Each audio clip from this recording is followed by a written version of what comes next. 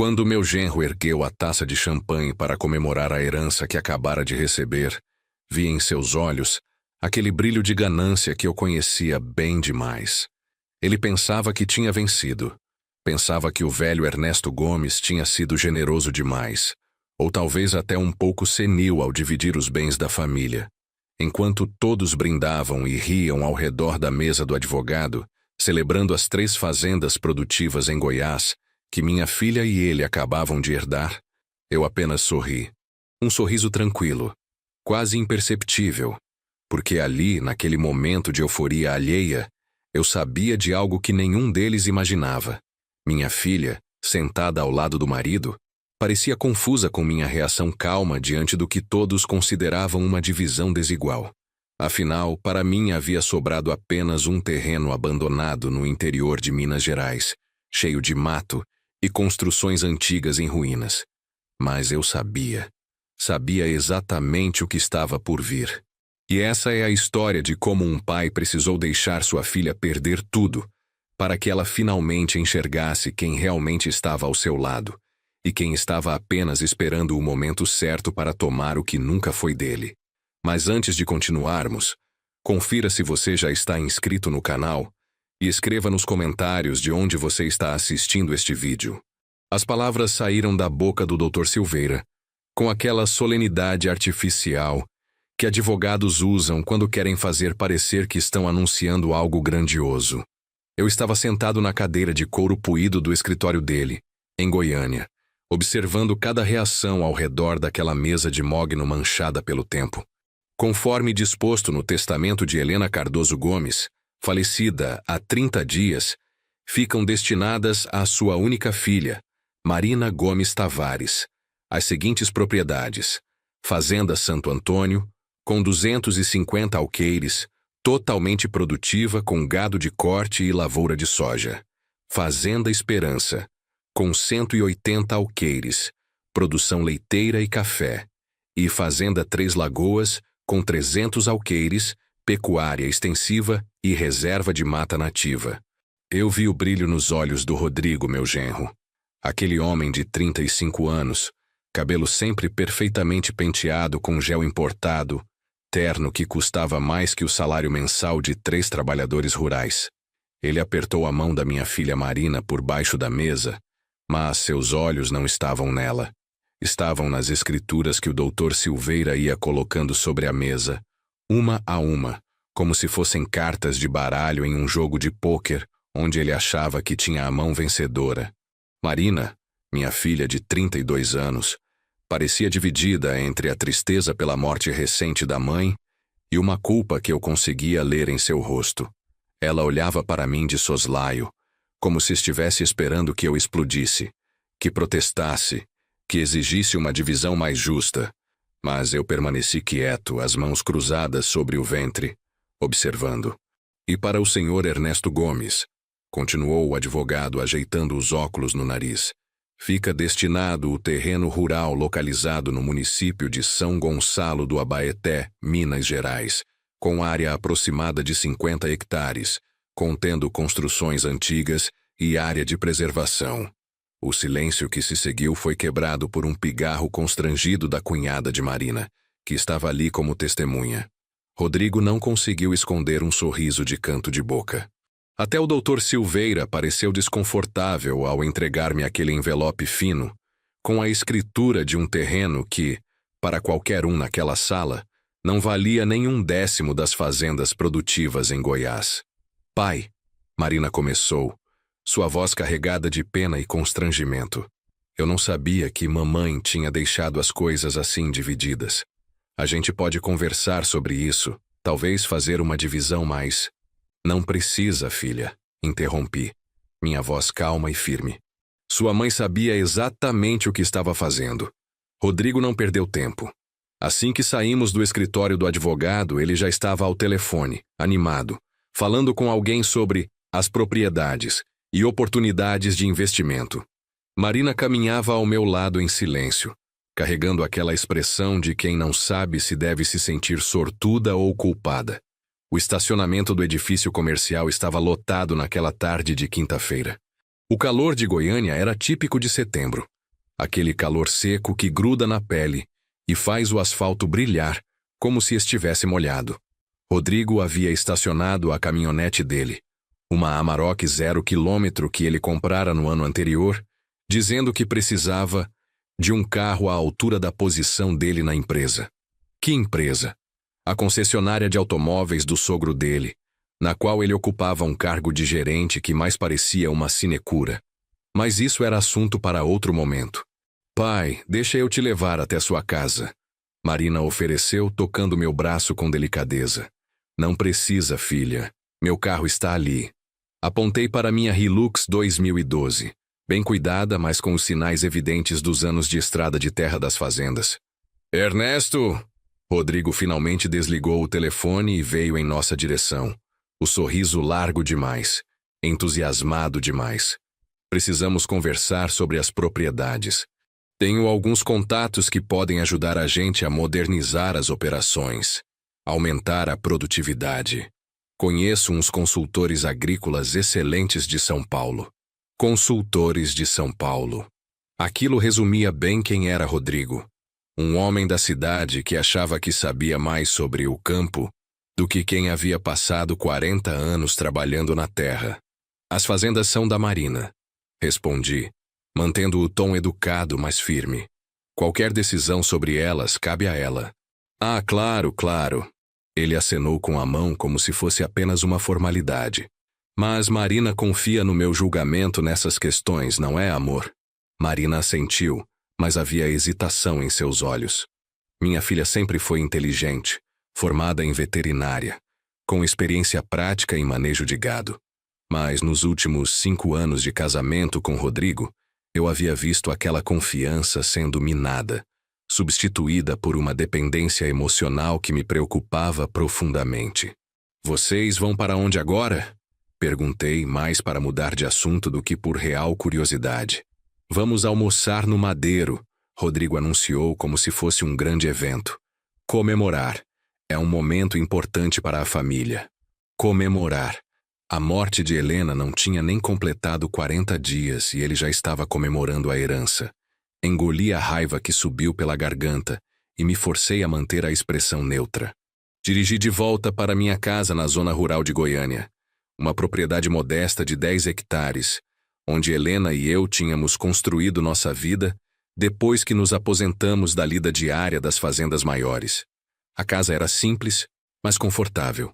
3 quartos, varanda ampla com rede, jardim que Helena cuidava com carinho e que agora estava um pouco abandonado desde que ela adoecera.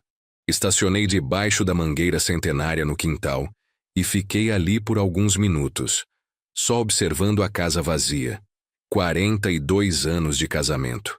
Helena tinha sido minha parceira em tudo. Conhecíamos-nos ainda jovens, eu com 20 anos, ela com 18, em um baile na cidade vizinha à fazenda onde eu trabalhava como capataz.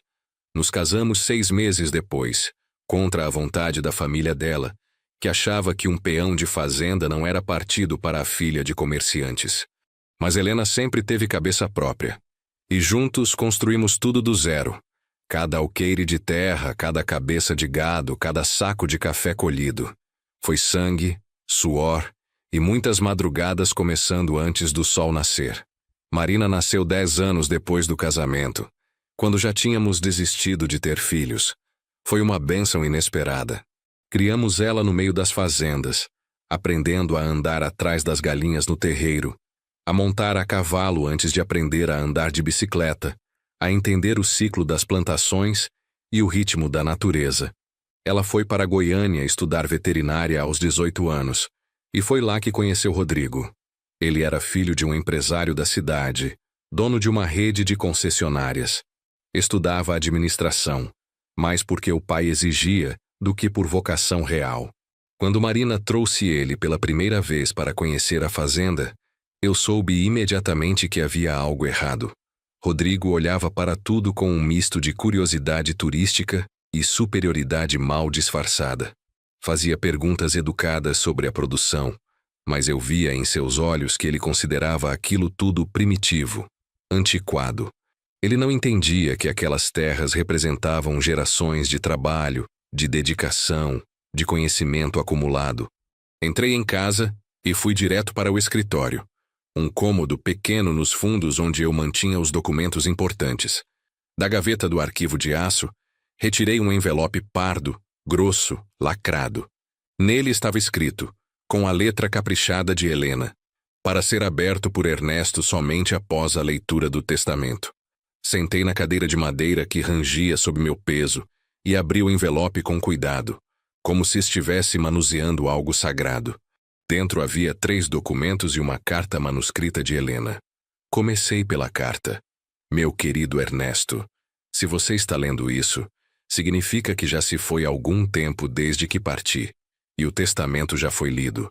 Imagino a cara do Rodrigo ao saber das fazendas em Goiás. Imagino também a sua cara, fingindo que aquele terreno em Minas não vale nada.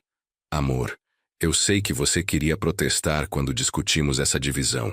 Sei que seu instinto era deixar tudo dividido igualmente, ou até mesmo deixar mais para você, já que foi você quem construiu a maior parte do patrimônio.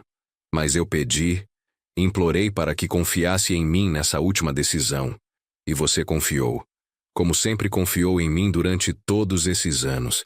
Ernesto, nossa filha está cega, não pela maldade, mas pelo amor. Ela não enxerga quem Rodrigo realmente é. Não vê que ele a trata como propriedade, que controla cada decisão dela, que aos poucos foi isolando ela de nós, das amigas, da vida que ela tinha. Você percebeu isso tão claramente quanto eu, mas ambos sabíamos que simplesmente dizer essas coisas para ela não adiantaria nada. Ela precisa descobrir por si mesma. As fazendas em Goiás estão hipotecadas até o talo, meu amor. Você sabe disso porque cuidou de toda a papelada quando pegamos aqueles empréstimos para expandir a produção 3 anos atrás. O que Marina não sabe, e Rodrigo muito menos, é que aquelas propriedades têm dívidas que superam 80% do valor de mercado delas. Os pagamentos mensais são astronômicos. Eles têm no máximo 8 meses antes de perder tudo se não conseguirem honrar os compromissos. Por que fiz isso? Porque Rodrigo vai mostrar quem realmente é quando o dinheiro apertar. Quando as contas começarem a vencer, quando os bancos começarem a cobrar, quando ele perceber que herdou um peso e não uma fortuna. Marina vai ver o marido dela sem as máscaras, sem os disfarces. E aí talvez ela consiga acordar para a realidade. Quanto ao terreno em Minas, bem, você sempre soube o que há lá embaixo, não é? Aqueles estudos geológicos que você mandou fazer há 15 anos, quando compramos a área por uma ninharia. A quantidade de minério de ferro de alta qualidade no subsolo daquele terreno poderia sustentar nossa família por 3 gerações. Mas mantivemos em segredo, esperando o momento certo.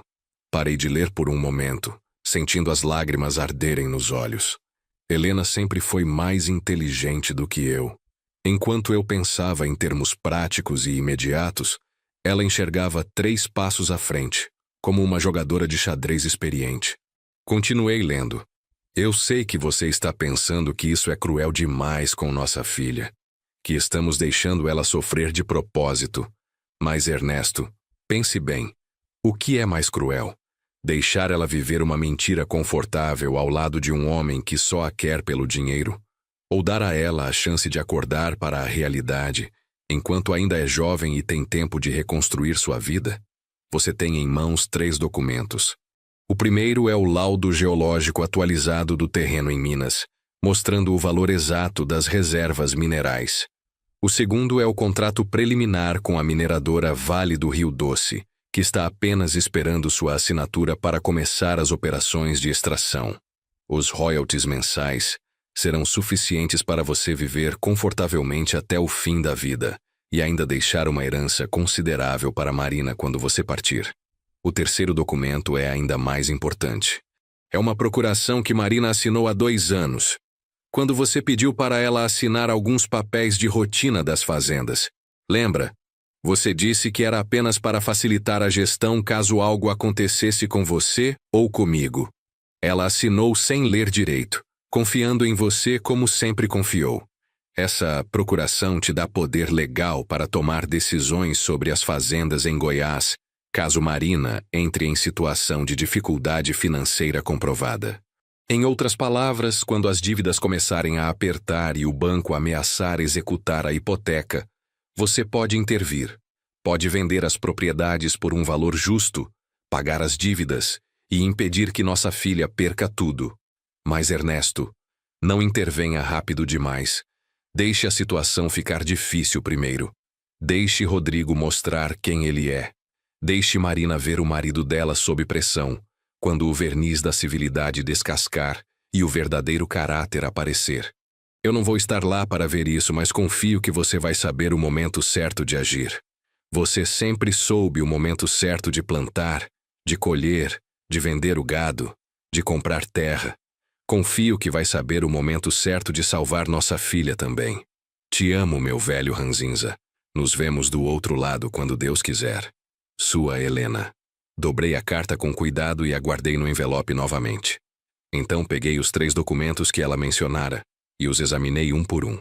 O laudo geológico era técnico demais para minha compreensão completa, mas os números no final eram claros. O terreno em São Gonçalo do Abaeté, em Minas Gerais, continha reservas de minério de ferro de alta qualidade, estimadas em 120 milhões de reais no valor de mercado atual. O contrato preliminar com a Vale era ainda mais impressionante. A mineradora estava disposta a pagar royalties mensais de 300 mil reais pelo direito de extração durante 20 anos, além de um pagamento inicial de 5 milhões pela concessão dos direitos minerários. Tudo perfeitamente legal, com estudos de impacto ambiental aprovados e licenças já encaminhadas. Helena e eu tínhamos descoberto aquilo por acaso. 15 anos atrás, quando estávamos procurando terras mais baratas para expandir, um corretor nos ofereceu aquele terreno em Minas por um preço ridiculamente baixo. A justificativa era que a área era pedregosa, improdutiva para a agricultura, com construções antigas abandonadas que um dia foram uma pequena fábrica de laticínios. Eu quase não comprei, mas algo naquela terra me chamou a atenção. Talvez tenha sido a formação rochosa, talvez a cor avermelhada do solo em alguns pontos. Resolvi investir 5 mil reais em um estudo geológico básico, só para confirmar uma suspeita.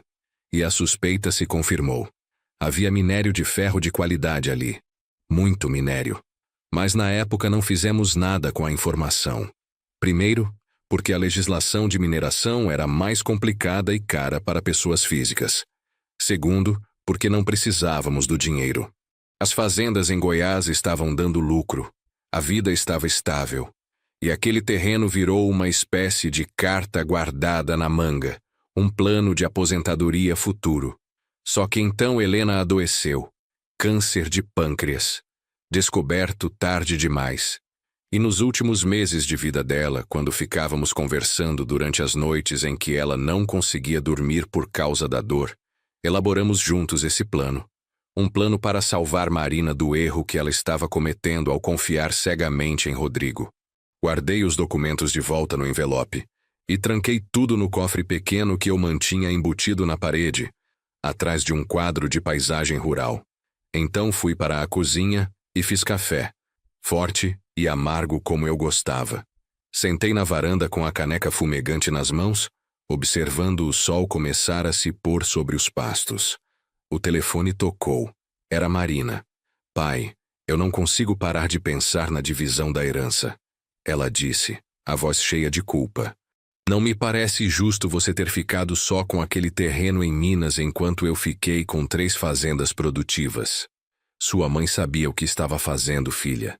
Mas, pai, a gente pode reorganizar isso.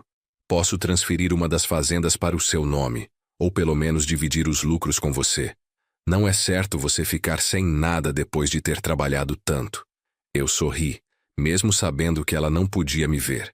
Marina, eu tenho 59 anos e uma aposentadoria que me sustenta bem. Não preciso de mais nada.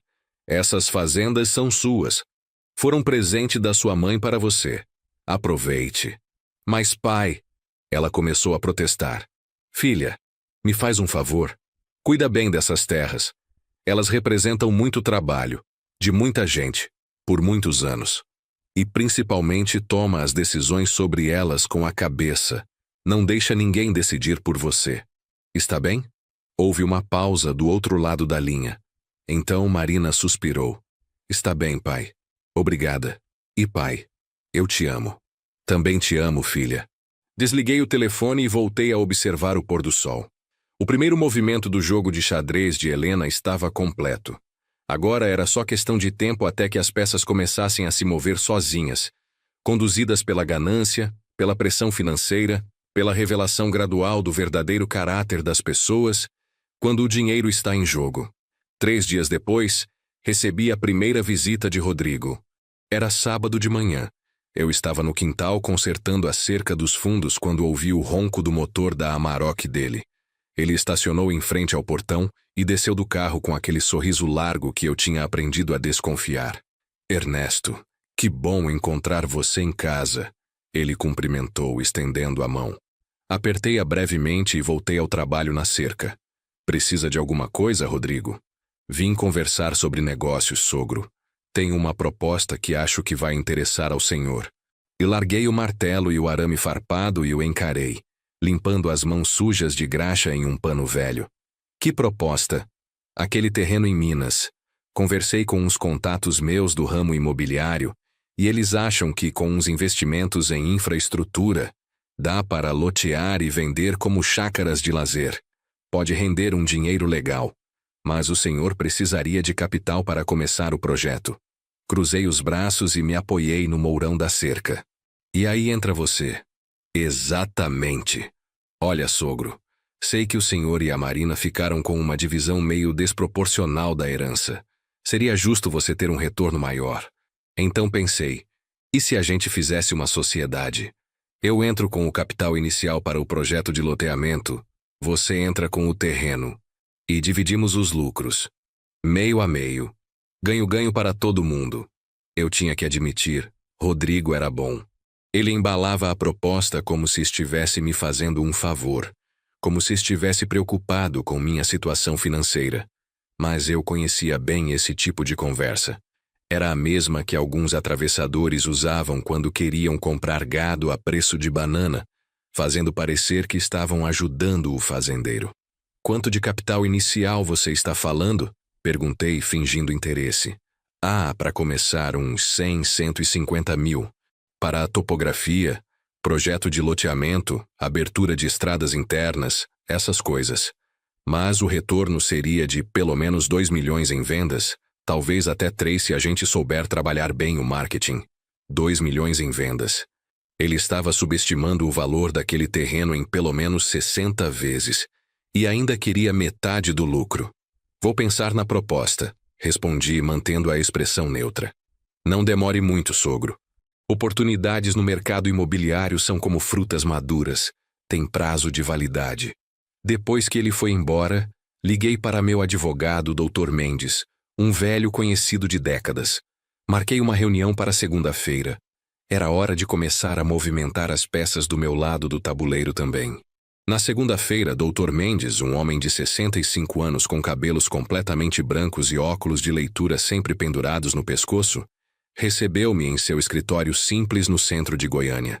Expliquei toda a situação. O testamento de Helena, o plano dela, as dívidas das fazendas que Marina havia herdado sem saber, e a proposta de Rodrigo. Ernesto, legalmente você está coberto, Dr. Mendes me assegurou, folheando os documentos. A procuração que Marina assinou te dá autoridade para intervir se a situação financeira dela ficar comprometida. Mas precisa ser uma situação comprovadamente grave. Não pode ser uma intervenção arbitrária. E quanto tempo acha que vai levar até que as dívidas das fazendas comecem a apertar? Ele ajustou os óculos e examinou as planilhas financeiras que eu tinha trazido.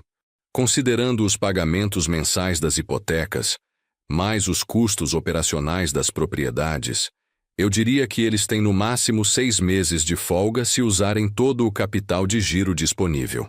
Depois disso, vão começar a atrasar pagamentos. Em 8, 9 meses, o banco vai começar processo de execução da hipoteca. E se Rodrigo tentar vender as fazendas antes disso? Aí depende. Se ele conseguir vender por um bom preço e pagar todas as dívidas, Marina pode sair dessa situação com algum capital ainda. Mas propriedades rurais grandes não são fáceis de vender rápido. E se ele aceitar ofertas muito baixas, só para se livrar do problema, aí sim sua filha vai perder praticamente tudo. Aquilo me preocupava. Não queria que Marina perdesse tudo. Apenas queria que ela enxergasse quem Rodrigo realmente era. Era uma linha tênue que eu estava andando.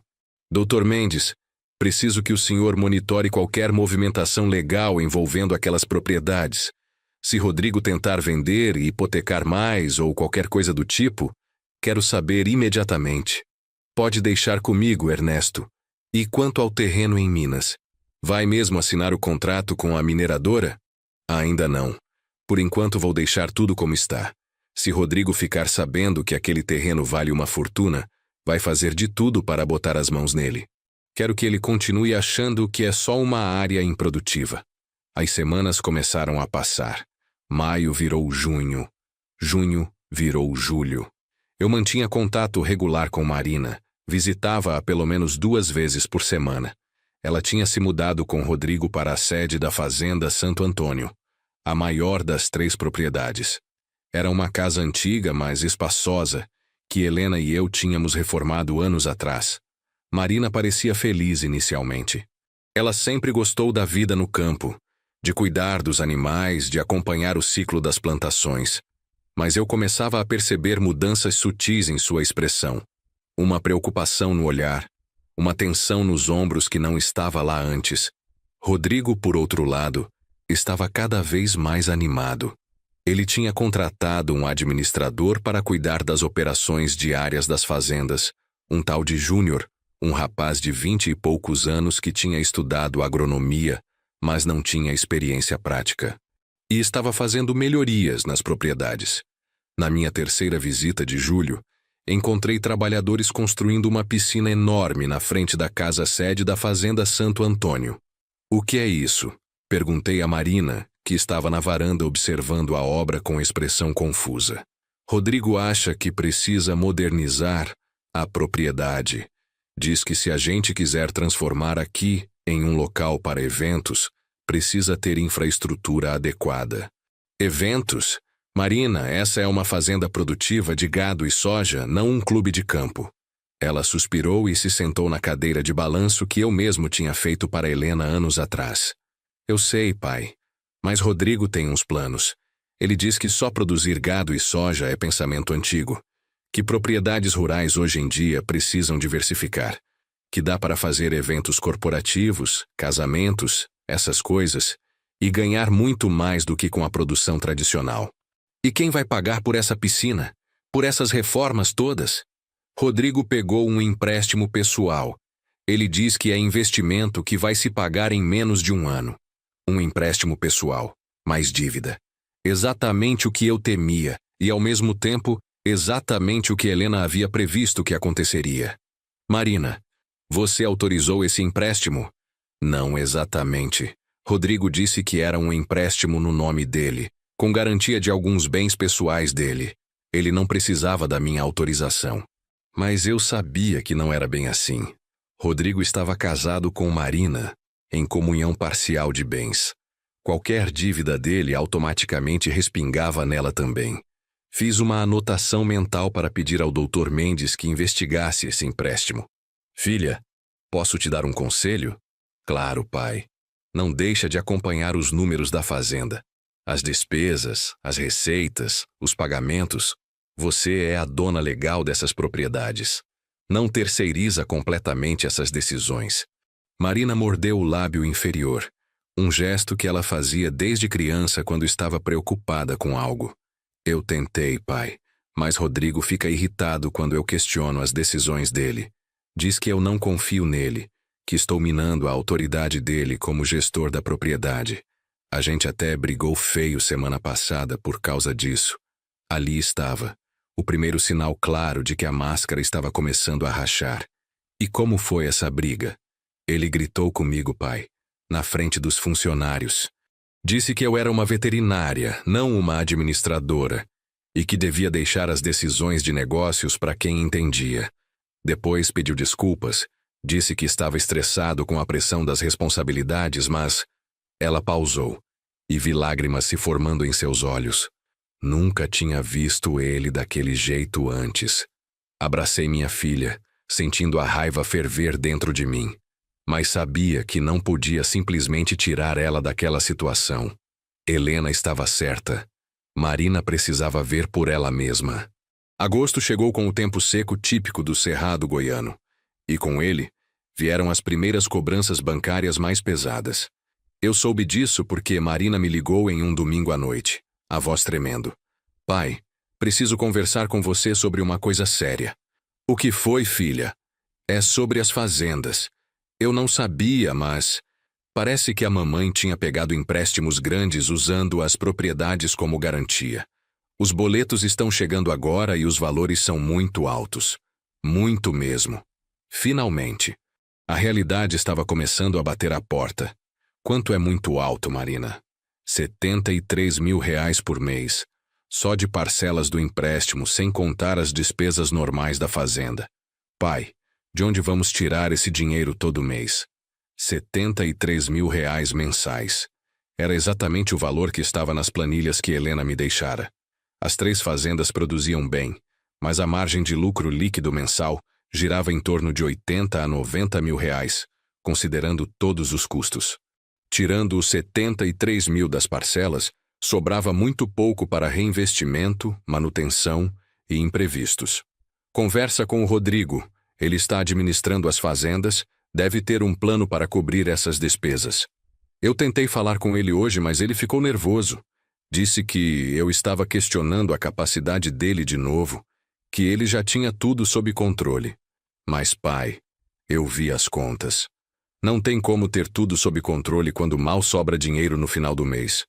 Marina, você precisa exigir transparência total. São suas fazendas, seu nome está nas escrituras. Você tem o direito e a obrigação de saber para onde está indo cada centavo. Ouvi ela soluçar baixinho do outro lado da linha. Eu tenho medo, pai. Medo de quê? De que se eu pressionar muito, ele pode ir embora, e eu não quero ficar sozinha. Aquelas palavras me partiram o coração. Minha filha, uma mulher inteligente, formada, capaz, estava com medo de ficar sozinha a ponto de aceitar ser manipulada e controlada. Marina, me escuta bem. Sozinha é estar ao lado de alguém que não te respeita. Sozinha é dividir a cama com alguém que te diminui. Você nunca vai estar sozinha enquanto eu estiver vivo. E mesmo que eu não estivesse, você é forte o suficiente para se sustentar sozinha. Nunca esqueça disso. Depois dessa conversa, passei uma noite em claro. Fiquei na varanda observando as estrelas, o mesmo céu que Helena e eu observávamos juntos nas noites de insônia dela durante a doença. E conversei com ela como se ela ainda estivesse ali ao meu lado. Você está vendo isso, Helena? Nossa menina está sofrendo. Será que estamos fazendo a coisa certa? Será que não deveria intervir agora, tirar ela dessa situação antes que piore mais? É claro que Helena não respondeu. Mas na minha mente, eu podia ouvir o que ela diria. Seja paciente, velho teimoso.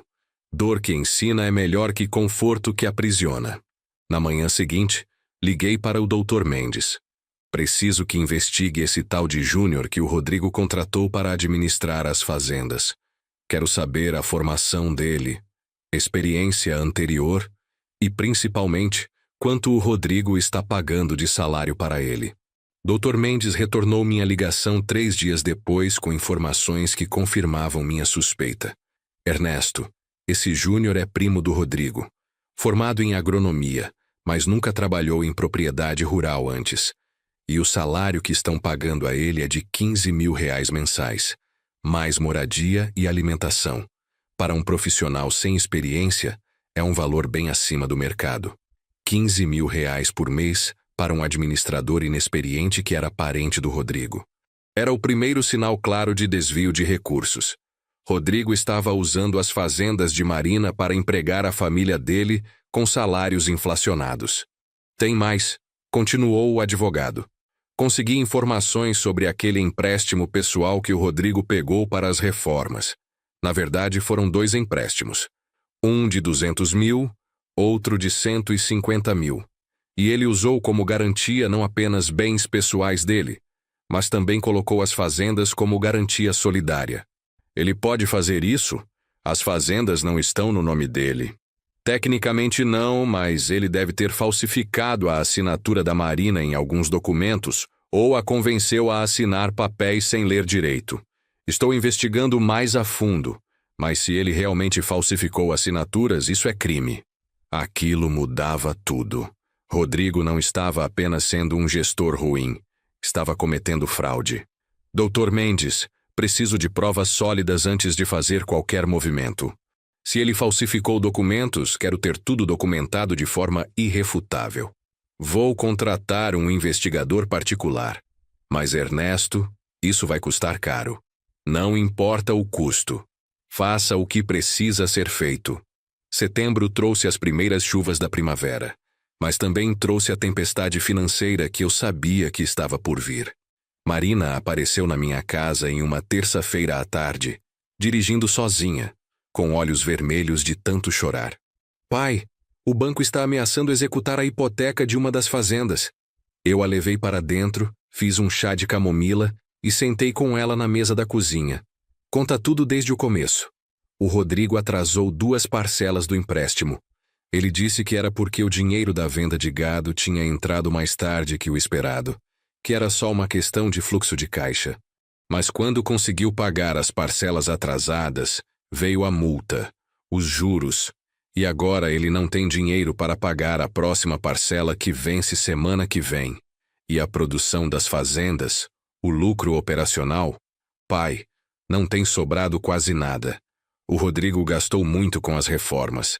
A piscina acabou custando o dobro do orçamento inicial. Ele também comprou tratores novos, equipamentos, contratou mais gente. Disse que precisava modernizar tudo para aumentar a produtividade, mas os custos subiram muito mais rápido que a produção. Era o clássico erro de gestão. Aumentar custos fixos sem garantir aumento proporcional de receita. Qualquer administrador minimamente competente saberia disso. Mas Rodrigo não era um administrador competente. Era um gastador irresponsável brincando com o dinheiro que não era dele. Marina, você tem acesso às contas bancárias das fazendas? Tenho, mas Rodrigo controla tudo. Ele que faz os pagamentos, as transferências. Eu só consigo ver os extratos. Preciso que você me traga cópias de todos os extratos dos últimos 6 meses, de todas as contas. Pai, se o Rodrigo descobrir que estou mostrando isso para você, vai ficar furioso. Segurei as mãos dela com firmeza, olhando nos olhos da minha filha. Marina, escuta o que vou te dizer e grava bem. Essas fazendas são suas. Cada centavo que entra e sai delas é responsabilidade sua. O Rodrigo não tem direito legal nenhum sobre essas propriedades. Ele é apenas seu marido, não o dono. Se ele fica furioso porque você está exercendo seu direito de fiscalizar o patrimônio que é seu, então o problema está nele, não em você. Ela assentiu lentamente, mas eu via o medo nos olhos dela. Medo de confrontação, medo de perder o casamento, medo de admitir que tinha feito uma escolha errada. E tem outra coisa, pai. Ela disse a voz baixa, quase um sussurro. Descobri que o Rodrigo está tendo um caso. O mundo pareceu parar por um segundo. Tem certeza? Encontrei mensagens no celular dele. Ele esqueceu o telefone em casa um dia e ficou chegando mensagens de uma mulher chamada Silvana. Mensagens explícitas. Quando confrontei ele, primeiro negou, depois admitiu, mas disse que não significava nada, que era só uma distração por causa do estresse. A raiva que senti naquele momento foi diferente de qualquer coisa que eu tinha sentido antes. Não era a raiva explosiva que te faz querer partir para a violência. Era uma raiva fria, calculada, que endurecia cada músculo do meu corpo. E você aceitou essa desculpa? Marina começou a chorar de novo, soluços profundos que sacudiam seus ombros. Eu não sei o que fazer, pai. Ele pediu desculpas. Disse que estava confuso por causa da pressão financeira, que eu era a única mulher que ele amava de verdade. Prometeu que ia terminar com essa Silvana, mas eu não consigo confiar mais nele como antes. Levantei da cadeira e abracei minha filha, deixando ela chorar no meu ombro como fazia quando era criança, e caía do cavalo ou ralava o joelho. Mas dessa vez não era um joelho ralado. Era um coração partido e uma confiança destruída. Marina, você sabe o que precisa fazer. Eu sei, ela soluçou. Mas é tão difícil.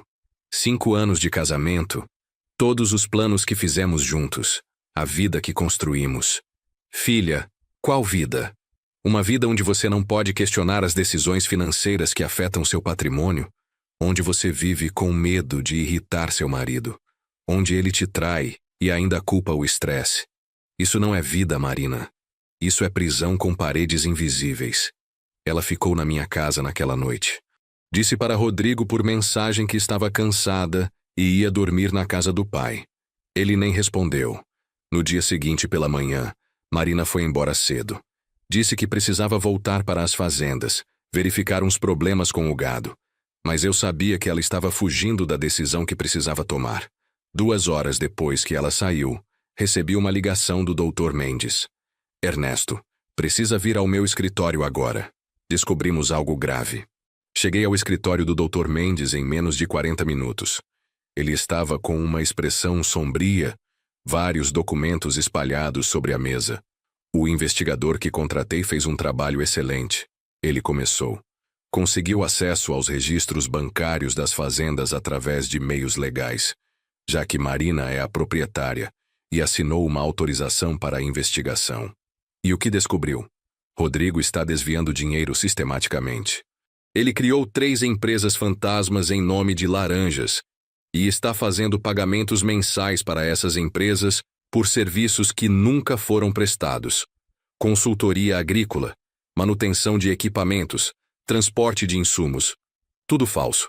Nos últimos 6 meses, ele desviou aproximadamente R$400 mil. R$400 mil. Era por isso que as fazendas estavam sem dinheiro para pagar as parcelas dos empréstimos. Rodrigo estava simplesmente roubando. Mais grave ainda, continuou o advogado. Ele falsificou a assinatura da Marina em vários documentos. Temos 3 contratos de empréstimo onde a assinatura dela foi forjada. Um perito grafotécnico já confirmou. Isso é crime de falsificação ideológica e estelionato. Eu me deixei cair na cadeira processando a magnitude do que estava ouvindo. Rodrigo não era apenas um administrador ruim ou um marido infiel. Era um criminoso. Estava deliberadamente destruindo o patrimônio de Marina enquanto roubava dela. O que podemos fazer legalmente? 2 opções. Primeira, vai para a polícia agora mesmo com tudo isso e denuncia o Rodrigo por estelionato e falsificação. Ele seria preso, investigado, provavelmente condenado. Marina recuperaria controle total das fazendas e o casamento acabaria de forma dramática e pública. E a segunda opção, usa a procuração que você tem para intervir nas fazendas agora, antes que seja tarde demais. Afasta o Rodrigo da administração, assume o controle das propriedades e dá um ultimato para ele. Ou ele aceita o divórcio pacificamente e devolve o dinheiro que roubou, ou vocês vão para a via criminal. É menos público, potencialmente mais rápido, mas existe o risco dele não aceitar e você acabar tendo que ir para a via criminal de qualquer jeito. E fiquei em silêncio por um longo momento pensando. Helena, em sua sabedoria, tinha previsto que Rodrigo seria desonesto, mas até ela não tinha previsto que ele seria criminoso. A situação era mais grave do que qualquer um de nós tinha imaginado. Tem outra coisa que você precisa saber, Dr. Mendes continuou, retirando uma foto de dentro de uma pasta. Essa é a tal Silvana com quem o Rodrigo está tendo um caso. Olhei para a foto. Uma mulher de aparentemente 30 anos, loira, roupas caras, em frente a uma loja de luxo em um shopping. E Silvana Campos, filha de Maurício Campos, o maior concorrente do pai do Rodrigo no mercado de concessionárias. Os dois têm uma rivalidade antiga, brigam por mercado há anos. Aquilo não fazia sentido. Por que o Rodrigo teria um caso com a filha do rival do pai dele? Por quê? O advogado pausou para dar ênfase. Silvana está grávida. E de acordo com nossas fontes, ela está dizendo a todos que o pai é o Rodrigo. O quebra-cabeça começou a se montar na minha cabeça. Rodrigo estava desviando o dinheiro das fazendas, tendo um caso com uma mulher que agora estava grávida. E essa mulher era filha do rival de negócios do pai dele. Não era apenas incompetência ou ganância. Era um plano. Rodrigo estava se preparando para abandonar Marina e se casar com Silvana, provavelmente levando todo o dinheiro que conseguisse roubar antes disso. Dr. Mendes, preciso falar com Marina antes de tomar qualquer decisão. Ela tem o direito de saber tudo isso. Ernesto, com todo respeito, mas quanto tempo mais você vai esperar? A cada dia que passa, o Rodrigo pode estar desviando mais dinheiro, comprometendo mais o patrimônio dela. Se você não agir logo, pode não sobrar nada para salvar. Ele tinha razão, mas eu tinha prometido a Helena que deixaria Marina ver por ela mesma, que não interviria até que ela estivesse pronta para aceitar a verdade. E eu precisava honrar essa promessa. Me dá mais 3 dias. Vou conversar com a Marina, mostrar essas evidências para ela. Se ela não tomar uma atitude em 3 dias, aí eu uso a procuração e assumo o controle das fazendas. Mas ela precisa ter a chance de tomar essa decisão por ela mesma. Dr. Mendes suspirou, mas concordou. 3 dias, Ernesto. Nem um dia a mais. Porque depois disso pode ser tarde demais. Saí do escritório com uma pasta cheia de documentos, provas, extratos bancários. Evidências irrefutáveis da traição, do roubo, da falsificação. Era tudo o que Marina precisava para finalmente acordar para a realidade. A questão era se ela teria coragem de encarar essa realidade de frente. Liguei para Marina assim que entrei no carro. Filha, preciso falar com você. Urgente. Pode vir aqui em casa hoje à noite? Pai, estou no meio de um problema aqui. Uma das vacas está com mastite grave e o veterinário não consegue vir até amanhã. Marina, pelo amor de Deus, você é veterinária. Trata a vaca você mesma e vem aqui depois. O que eu tenho para te mostrar não pode esperar.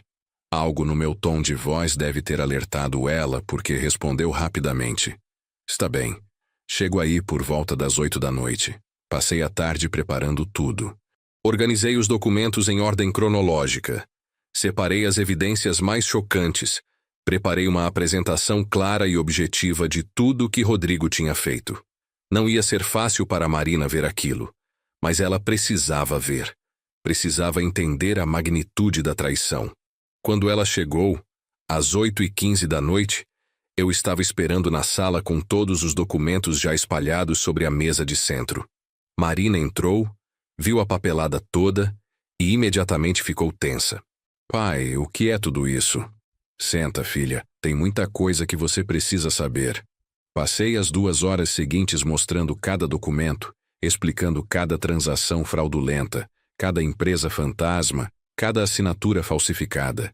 Vi a expressão de Marina mudar gradualmente de confusão para descrença, de descrença para horror, de horror para uma raiva silenciosa que eu nunca tinha visto nela antes.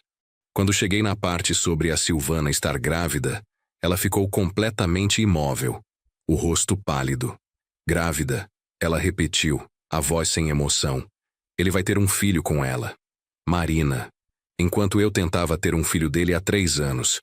Enquanto eu fazia tratamentos de fertilidade que me destruíam emocionalmente. Enquanto eu me culpava por não conseguir engravidar. Ele estava fazendo outro filho com outra mulher. As lágrimas começaram a escorrer pelo rosto dela, mas não eram lágrimas de tristeza. Eram lágrimas de raiva pura. Ele me roubou, pai. Roubou meu dinheiro, minha confiança, meus anos. E ainda teve a audácia de me fazer sentir culpada por não confiar nele. Segurei a mão dela. O que você quer fazer? Marina limpou as lágrimas com as costas da mão, daquele jeito decidido que eu reconhecia. Era o mesmo gesto que Helena fazia quando tomava uma decisão difícil, mas necessária. Quero ele fora das minhas propriedades. Quero ele fora da minha vida. E quero que ele pague por tudo que fez. Podemos fazer isso de 2 formas, expliquei. Podemos ir para a via criminal, denunciar tudo para a polícia. Ele seria investigado, provavelmente preso. Seria um escândalo público, mas ele seria punido criminalmente. E a outra forma. Eu assumo o controle das fazendas usando a procuração que você assinou. Afasto o Rodrigo imediatamente da administração. Oferecemos um acordo. Ele assina o divórcio sem brigar, devolve o máximo possível do dinheiro que roubou. E em troca, não vamos para a polícia. É mais rápido, menos público, mas ele escapa da cadeia. Marina ficou em silêncio por um longo momento, olhando para todos aqueles documentos espalhados na mesa. Quanto tempo tenho para decidir? Dr. Mendes me deu 3 dias. Mas, Marina, cada dia que passa é mais dinheiro que pode ser desviado, mais dívidas que podem ser contraídas em seu nome. Eu preciso confrontar ele primeiro. Preciso ouvir da boca dele. Preciso que ele olhe na minha cara e admita o que fez. Eu não tinha certeza se aquilo era uma boa ideia, mas Marina era adulta. Tinha o direito de fazer as coisas do jeito dela. Está bem, mas leva essas cópias dos documentos com você. E Marina, muito importante, não confronta ele sozinha. Leva alguém com você ou faz isso em um lugar público. Não sabemos como ele vai reagir quando for acuado. Ela concordou e guardou as cópias dos documentos na bolsa. Antes de ir embora, me abraçou forte. Obrigada, pai, por cuidar de mim mesmo quando eu não merecia. Você sempre mereceu, filha. Só esqueceu disso por um tempo. Depois que ela foi embora, fiquei acordado a noite toda. Sabia que o confronto entre Marina e Rodrigo seria explosivo, e me preocupava com a segurança dela. Homens acuados podem ser perigosos, especialmente quando têm muito a perder. Às 6 da manhã do dia seguinte, meu telefone tocou. Era Marina. Pai, confrontei ele, mostrei todos os documentos. E ele negou tudo no começo. Disse que eram documentos falsificados, que você estava tentando sabotar nosso casamento porque nunca tinha gostado dele. Mas quando mostrei os laudos periciais das assinaturas falsificadas, ele desmoronou. O que ele disse? Admitiu tudo. Disse que estava desesperado, que os pais dele estavam com problemas financeiros na concessionária, que ele pegou empréstimos para tentar ajudar e não conseguiu pagar. Foi desviando o dinheiro das fazendas para cobrir os buracos. E sobre a Silvana, Marina pausou, e eu ouvi ela respirar fundo antes de continuar. Ele disse que se apaixonou por ela, que comigo era confortável, mas com ela era excitante, que estava planejando pedir o divórcio assim que conseguisse organizar as finanças. Quer dizer, assim que conseguisse roubar o suficiente para se estabelecer com a amante grávida. A frieza na voz de Marina me preocupou mais do que lágrimas teriam feito. Onde você está agora? Na casa da Luciana. Ela respondeu, mencionando uma amiga de infância. Saí da fazenda de madrugada, peguei algumas roupas e vim para cá. Não consigo ficar no mesmo teto que ele. Fez bem. E o Rodrigo, onde está? Na fazenda ainda. Ele tentou me impedir de sair, mas eu disse que se ele colocasse a mão em mim, eu chamaria a polícia na hora. Graças a Deus ela tinha tido esse bom senso. Marina, escuta. Hoje mesmo eu vou ativar a procuração e assumir o controle legal das fazendas. Vou até lá com o Dr. Mendes e um oficial de justiça. Vamos notificar o Rodrigo oficialmente que ele está afastado de qualquer função administrativa nas propriedades. A partir desse momento, ele não pode mais tomar nenhuma decisão, fazer nenhuma transação, contratar ou demitir ninguém. E se ele se recusar a sair? Aí ele vai estar cometendo invasão de propriedade. Mas, Marina, vou te fazer uma proposta. Vamos oferecer um acordo para ele. Se ele sair pacificamente, devolver pelo menos parte do dinheiro desviado e assinar o divórcio em termos razoáveis, não vamos para a polícia. Se ele recusar, aí sim partimos para a via criminal completa. Pai, ele não merece essa consideração. Não é sobre o que ele merece, filha. É sobre o que é mais rápido e menos doloroso para você. Um processo criminal pode se arrastar por anos. Você quer passar os próximos anos da sua vida indo a tribunais, prestando depoimentos, revivendo tudo isso constantemente? Ela ficou em silêncio, e eu sabia que estava ponderando. Está bem, faz a proposta de acordo. Mas, pai, Eu quero pelo menos metade do dinheiro de volta. E ele assina um documento assumindo toda a responsabilidade pelas dívidas que contraiu fraudulentamente. Não vou pagar pelo que ele roubou. Combinado. Fica na casa da Luciana hoje. Não volta para a fazenda até eu te ligar dizendo que está tudo resolvido. Desliguei e imediatamente liguei para o Dr. Mendes. Expliquei a situação e marcamos de nos encontrar em 2 horas. Ele providenciaria o oficial de justiça e todos os documentos necessários. Às 10 da manhã, estávamos em um comboio de 3 carros seguindo pela estrada de terra que levava à fazenda Santo Antônio. Eu na frente, o Dr. Mendes no segundo carro com um assistente e o oficial de justiça no terceiro veículo, acompanhado de 2 policiais militares que o Dr. Mendes tinha providenciado caso houvesse resistência. Quando chegamos na sede da fazenda, Rodrigo estava na varanda, sentado em uma cadeira de balanço, uma cerveja na mão mesmo sendo apenas 10h30 da manhã. Ele nos viu chegar e não se moveu. Apenas ficou observando com uma expressão entre desafiadora e resignada. Desci da caminhonete e caminhei até a varanda. O Dr. Mendes e o oficial de justiça vieram logo atrás. Rodrigo, comecei, mantendo a voz firme mas controlada. Vim aqui notificar oficialmente que a partir deste momento você está afastado de qualquer função administrativa nas propriedades pertencentes a Marina Gomes Tavares. Você não tem mais autoridade para tomar decisões, realizar transações ou representar essas fazendas de forma alguma. Ele tomou um gole da cerveja e sorriu, mas era um sorriso amargo, sem humor. Sabia que ia chegar nesse ponto. O senhor sempre me odiou, Ernesto, desde o primeiro dia. Não é sobre gostar ou não gostar de você, Rodrigo. É sobre o que você fez, os crimes que cometeu, o dinheiro que roubou. O oficial de justiça deu um passo à frente e estendeu um envelope. Senhor Rodrigo Tavares, está recebendo notificação oficial de afastamento administrativo e uma proposta de acordo extrajudicial. Sugiro que leia com atenção. Rodrigo pegou o envelope, rasgou ele aberto sem cerimônia e leu rapidamente. Vi sua expressão mudar à medida que lia. 200 mil reais? Vocês querem que eu devolva 200 mil reais? Ele praticamente gritou. De onde vocês acham que vou tirar esse dinheiro? Do mesmo lugar de onde você tirou quando roubou 400 mil das fazendas da minha filha. Respondi, a voz fria como gelo. Estamos sendo generosos pedindo apenas metade de volta. E se eu não concordar? Vão fazer o quê? Me processar? Tenho advogados também, sabem. O pai da Silvana é rico. Pode pagar os melhores advogados de Goiânia. Dr. Mendes interviu. Sua voz profissional e impessoal. Senhor Rodrigo, se não aceitar o acordo, partiremos para a via criminal. Temos evidências documentais de estelionato, falsificação ideológica e apropriação indébita. São crimes com pena de reclusão de 2 a 12 anos. Seus advogados caros podem até conseguir reduzir a pena, mas não vão conseguir apagar as provas. O senhor vai ser condenado. Rodrigo ficou pálido. Aparentemente, até aquele momento, ele não tinha realmente considerado a possibilidade de ir para a prisão. Deixa eu entender, ele disse lentamente. Se eu devolver os 200 mil, assinar o divórcio e sair daqui, vocês não vão para a polícia?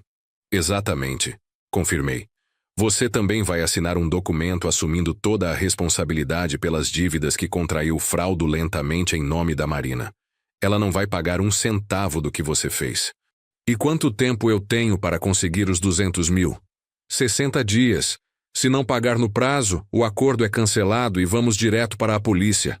Rodrigo jogou o papel no chão e se levantou bruscamente da cadeira. Isso é ridículo. Vocês estão me extorquindo. Não, Rodrigo.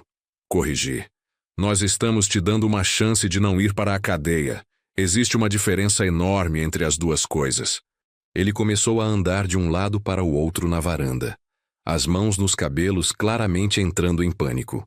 E se eu for embora agora? Simplesmente sair, não assinar nada e deixar vocês com essa bagunça? Aí nós vamos para a polícia imediatamente. Dr. Mendes respondeu. E além das acusações que já temos, adicionaremos fuga de responsabilidade criminal. Vai ser pior para você. Rodrigo parou de andar e nos encarou. Eu conseguia ver os pensamentos passando pela cabeça dele, calculando opções, procurando saídas. Preciso falar com meus advogados antes de assinar qualquer coisa. Tem 2 horas, informei. Depois disso, a proposta expira e vamos direto para a delegacia. Ele entrou na casa batendo a porta. Através da janela, eu o vi pegar o celular e começar a ligar para alguém, falando de forma agitada. Sentei na varanda para esperar. O Dr. Mendes veio se sentar ao meu lado. Acha que ele vai aceitar? Perguntou em voz baixa. Ele não tem escolha, é isso ou a cadeia. E por mais burro que o Rodrigo seja em algumas coisas, ele é esperto o suficiente para saber que cadeia não é lugar para ele. Enquanto esperávamos, aproveitei para caminhar pela propriedade. A fazenda Santo Antônio estava diferente de quando Helena e eu a administrávamos.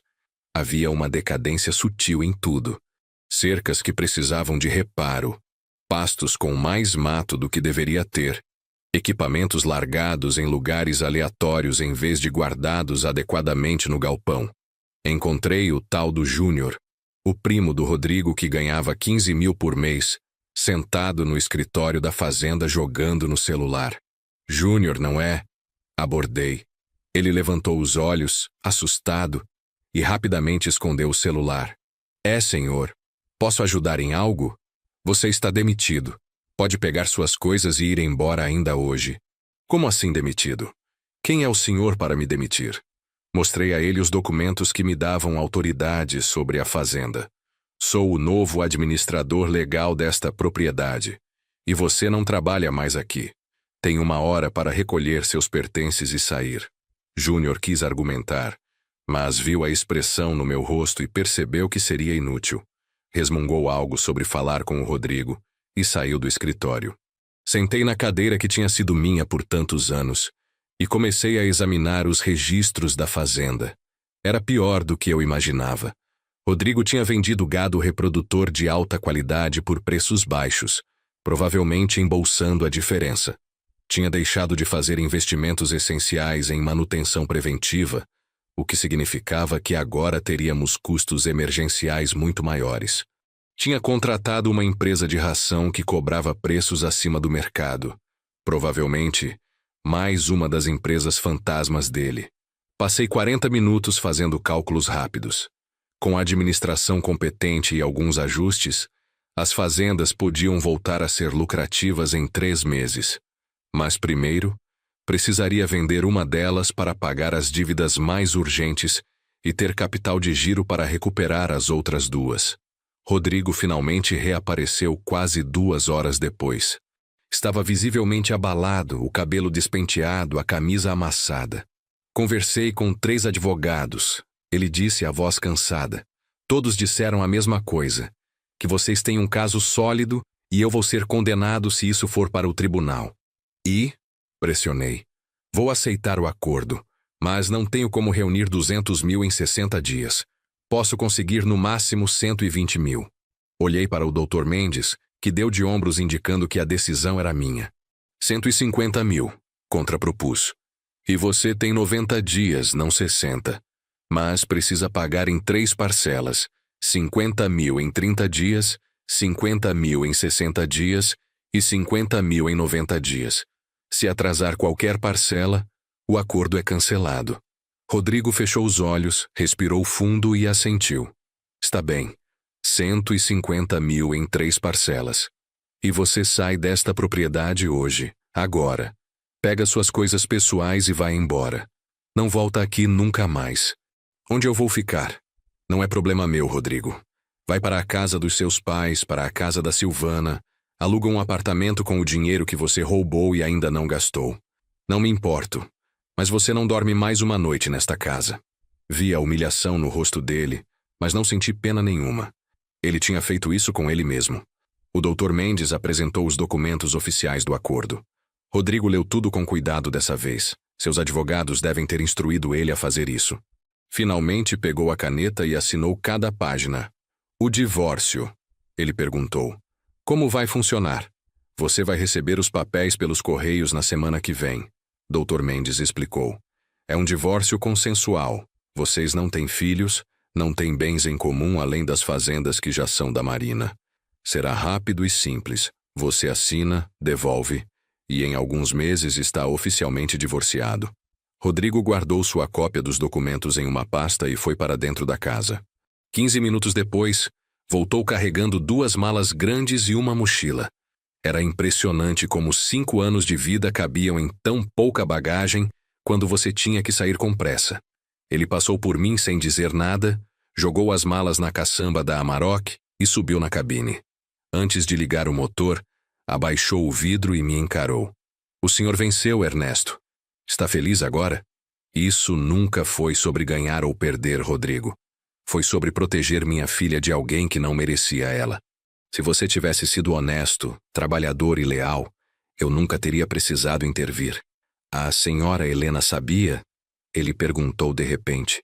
Quando fez aquele testamento, ela sabia que eu ia fazer isso? A pergunta me pegou de surpresa, mas então percebi que Rodrigo, ao seu próprio jeito torto, estava começando a entender. Minha esposa era muito mais inteligente do que você jamais imaginou. Ela não sabia exatamente o que você ia fazer, mas ela sabia quem você era. E preparou as coisas para proteger nossa filha quando você mostrasse sua verdadeira face. Rodrigo balançou a cabeça lentamente e deu partida na caminhonete.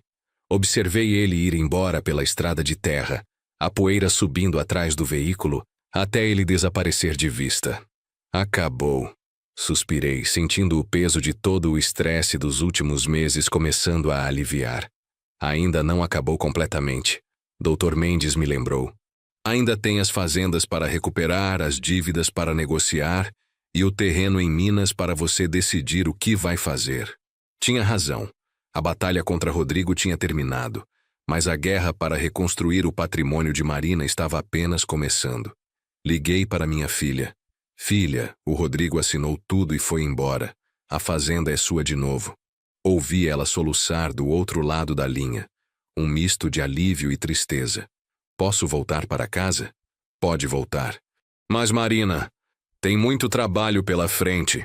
As fazendas estão em situação complicada. Precisamos conversar sobre o futuro delas. Estou indo para aí agora. Desliguei e voltei para dentro da casa. Havia tanto por fazer, tantas coisas para consertar. Mas pela primeira vez em meses, senti esperança. Marina estava livre, tinha aprendido lições duras, mas necessárias. E eu ainda tinha um as na manga que mudaria tudo. Nos dias seguintes, mergulhei de cabeça na administração das 3 fazendas. Demiti todos os funcionários que Rodrigo tinha contratado por indicação, ou que estavam claramente recebendo salários inflacionados. Renegociei contratos com fornecedores. Cortei despesas supérfluas. Marina voltou para a fazenda 3 dias depois, e juntos fizemos um inventário completo da situação. Era pior do que eu pensava inicialmente. As dívidas totalizavam mais de 2 milhões de reais quando você somava os empréstimos bancários, as dívidas com fornecedores, os impostos atrasados e as parcelas vencidas de equipamentos. Pai, acho que vamos ter que vender as 3 fazendas, Marina disse uma noite enquanto examinávamos as planilhas na cozinha da casa-sede. Não tem como manter tudo isso com as dívidas que temos. Não necessariamente. Vamos vender uma, a menor delas, a Fazenda 3 Lagoas. Com o dinheiro da venda, pagamos as dívidas mais urgentes das outras 2. Daí, reestruturamos as operações, voltamos a produzir com eficiência e, em 1 ano, as outras 2 fazendas estão lucrativas de novo. E você acha que consegue fazer isso? Olhei para minha filha e sorri. Marina, eu administrei propriedades maiores que essas por 40 anos. Seu avô me ensinou tudo sobre o campo quando eu tinha 12 anos de idade. Sua mãe e eu construímos nosso patrimônio do zero, com muito trabalho e muito suor. Se tem uma coisa que eu sei fazer, é tocar uma fazenda. Ela sorriu pela primeira vez em semanas. Um sorriso genuíno que iluminou seu rosto cansado. Então vamos fazer isso. Juntos. Juntos, concordei. Coloquei a Fazenda 3 Lagoas à venda no dia seguinte. Era a menor das 3 propriedades, 300 alqueires, principalmente de pecuária extensiva. Com a ajuda de um corretor de imóveis rurais de confiança, consegui um comprador interessado em 2 semanas. Um empresário de São Paulo que queria diversificar investimentos e estava disposto a pagar um preço justo. A venda foi fechada por R$ 1.800.000.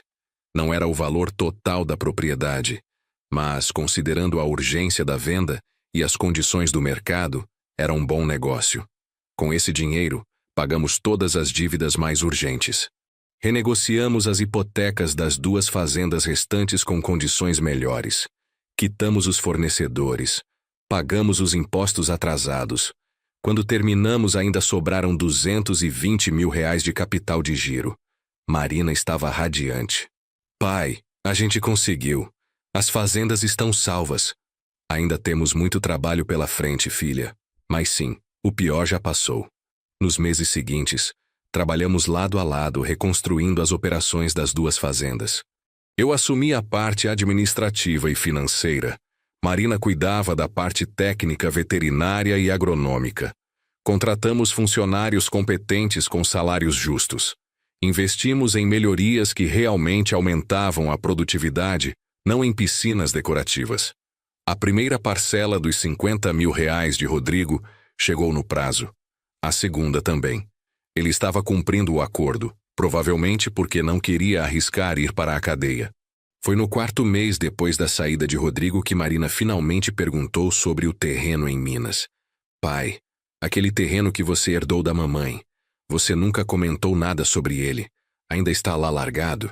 Estávamos na varanda da fazenda Santo Antônio, tomando café depois do jantar. Eu tinha esperado por esse momento, sabendo que uma hora a curiosidade de Marina seria despertada. Não está exatamente largado, respondi cuidadosamente. O que você quer dizer? Levantei, entrei na casa e voltei com o envelope que Helena me deixara. Os mesmos documentos que eu guardava havia meses, esperando o momento certo. Sua mãe deixou isso para mim, junto com uma carta explicando tudo.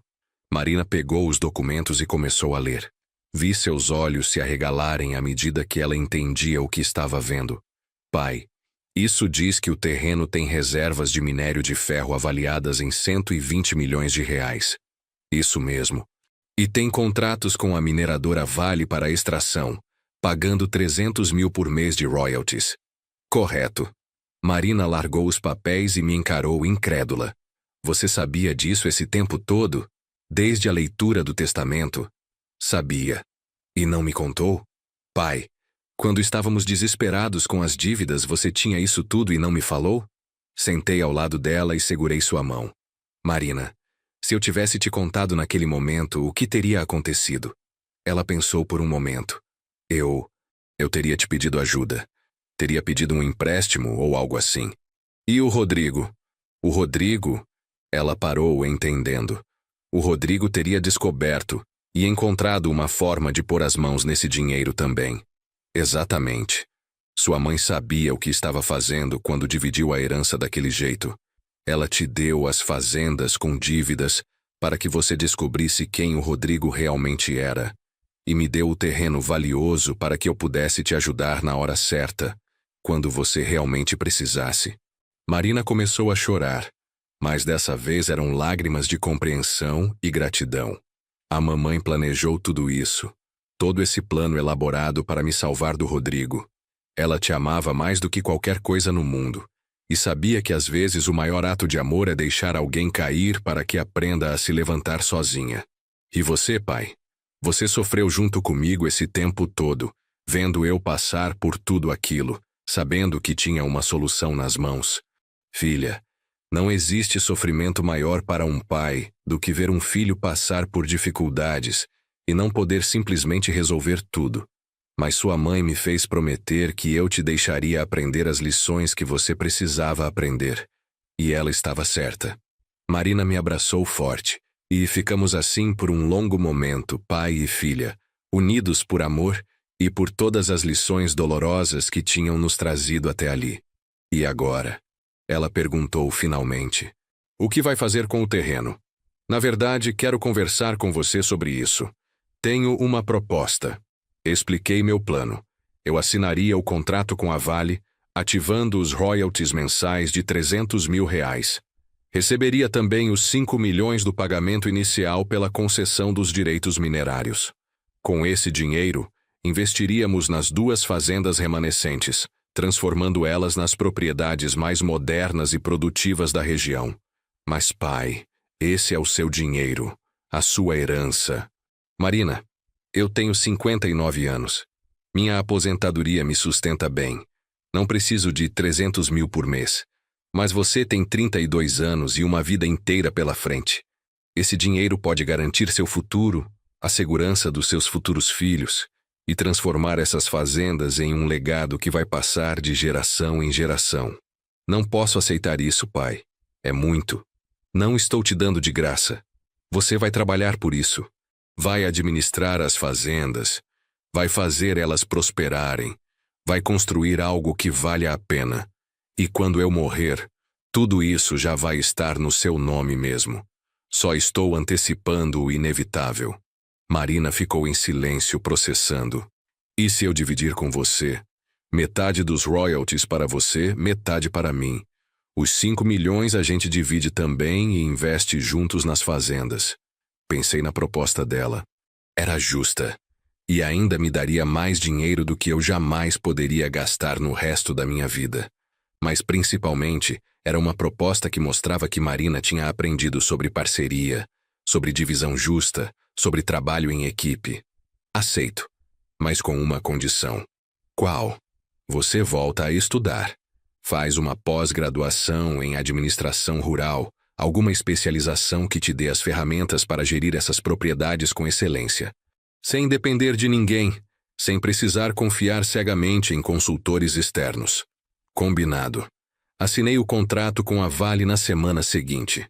O pagamento inicial de 5 milhões chegou em 10 dias úteis. Os royalties mensais começaram a ser depositados no mês seguinte.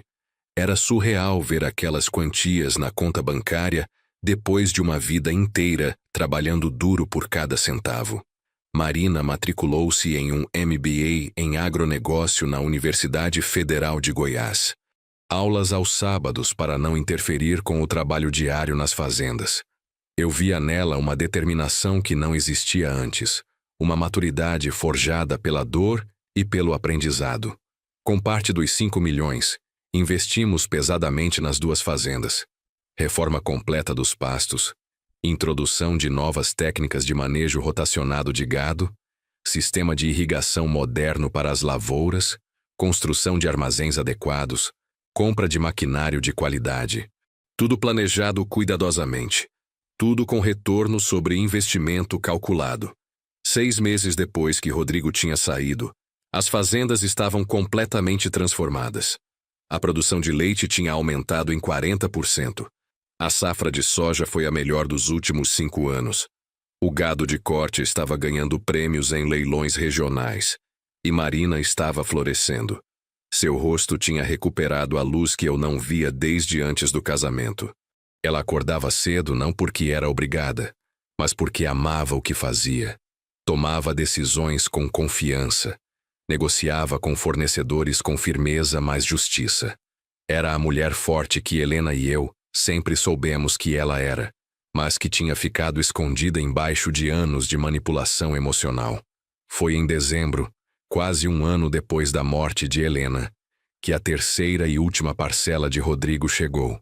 50 mil reais, completando os 150 mil do acordo. Com isso, o capítulo Rodrigo estava oficialmente encerrado. Pai, o que vamos fazer com esse dinheiro? Marina perguntou, olhando o comprovante da transferência. Temos algumas opções. Podemos investir mais nas fazendas, podemos poupar para emergências ou podemos fazer algo que sua mãe sempre quis fazer, mas nunca teve tempo. Marina me olhou curiosa. O que era? Criar uma fundação. Algo que ajudasse outras mulheres rurais a terem acesso à educação, capacitação profissional, apoio para sair de relacionamentos abusivos. Sua mãe sempre dizia que tinha tido sorte de eu ser um bom marido, mas conhecia dezenas de mulheres no campo que viviam situações horríveis e não tinham para onde ir. Os olhos de Marina se encheram de lágrimas. Pai, isso seria perfeito. A melhor forma de honrar a memória da mamãe. Usamos os 150 mil de Rodrigo como fundo inicial e estabelecemos a Fundação Helena Gomes, focada em educação e empoderamento de mulheres rurais. Parcerias com escolas técnicas agrícolas, programas de capacitação profissional, uma rede de apoio para mulheres que precisavam sair de relacionamentos abusivos. Marina assumiu a presidência da fundação. Aplicou para ela a mesma dedicação que aplicava às fazendas.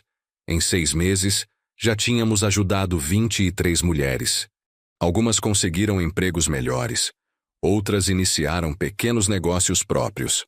3 conseguiram sair de casamentos violentos e reconstruir suas vidas com dignidade.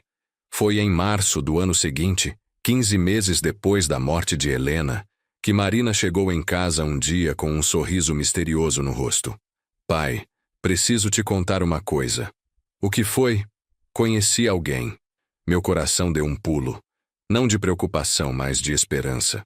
Marina merecia ser feliz. Merecia encontrar alguém que a valorizasse. Conta. Ele se chama André. É veterinário também. Trabalha com gado de corte. Conheci ele em um congresso técnico mês passado. A gente começou a conversar sobre manejo sanitário e... Não sei, pai. Foi diferente. Ele me escuta, me respeita. Não tenta me dizer o que fazer ou como pensar. Isso é bom, filha. Muito bom. Quero que você conheça ele. Chamei ele para jantar aqui no sábado. Você vem? Não perderia por nada. Sábado chegou e com ele André. Um homem de 36 anos, simples, genuíno. Usava botas de trabalho gastas, não sapatos caros. Dirigia uma estrada velha, mas bem cuidada. Não uma caminhonete 0 do ano. E, principalmente, o jeito como ele olhava para Marina era completamente diferente de como Rodrigo olhava. Rodrigo olhava para Marina como se ela fosse uma propriedade. André olhava para ela como se fosse uma parceira. Durante o jantar, André fez perguntas sobre as fazendas. Perguntas técnicas, inteligentes, que mostravam real conhecimento e interesse. Ele e Marina conversavam como iguais, 2 profissionais discutindo desafios e soluções.